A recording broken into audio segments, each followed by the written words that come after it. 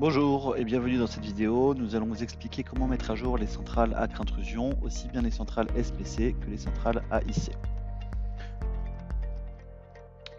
Donc pour commencer, il faudra vous connecter sur notre site web afin de récupérer le bon firmware. Puis ensuite, directement via le web serveur de la page web de la centrale, vous pourrez faire la mise à jour qui se déroulera en 3 étapes. La première consistera à mettre à jour la centrale, ensuite les périphériques et pour finir les langues. Donc on va commencer par aller récupérer le firmware. Pour cela, on se connecte directement sur notre site web. On tape la référence de la centrale qui nous intéresse. Moi, je vais prendre la AIC. Et dans la partie software, vous pouvez aller chercher le firmware. Voilà, il n'y a plus qu'à cliquer dessus et ça va le télécharger automatiquement. Une fois que le firmware est téléchargé, vous décompressez le fichier zip et vous pouvez vous connecter à la page web de la centrale. Je vais passer en maintenance. Je vais dans la partie fichier et je vais choisir un fichier pour mettre à jour. Nous, ce qui nous intéresse, c'est le firmware. On va le chercher, on clique sur mise à jour. Ça nous demande une confirmation.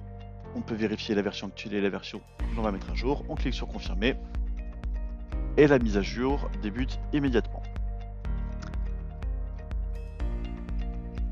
Donc la mise à jour d'une centrale, c'est un process qui prend environ une quinzaine de secondes, donc c'est assez rapide. Vous pouvez les faire aussi bien en local comme à distance. Le process est le même dans les deux cas, que ce soit à travers le cloud Acre Intrusion Connect ou sur la page web.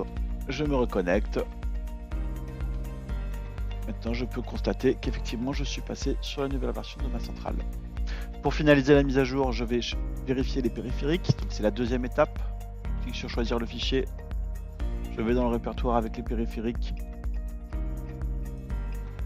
Je clique sur mise à jour et là ça va faire un contrôle, vérifier entre les périphériques présents sur le bus et ceux du firmware, est-ce qu'il y a des mises à jour à faire. Donc là tout est vide parce que je n'ai aucune mise à jour à faire.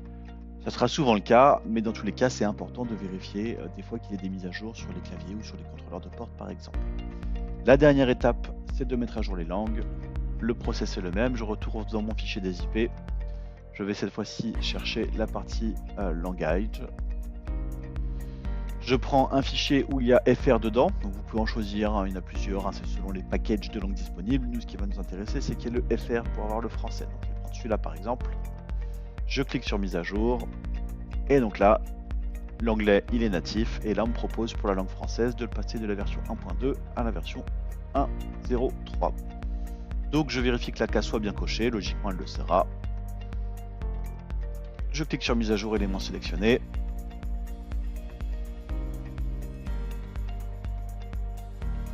Et voilà, ma mise à jour est complètement finie. Je peux commencer ou continuer mon installation. Merci, bonne journée.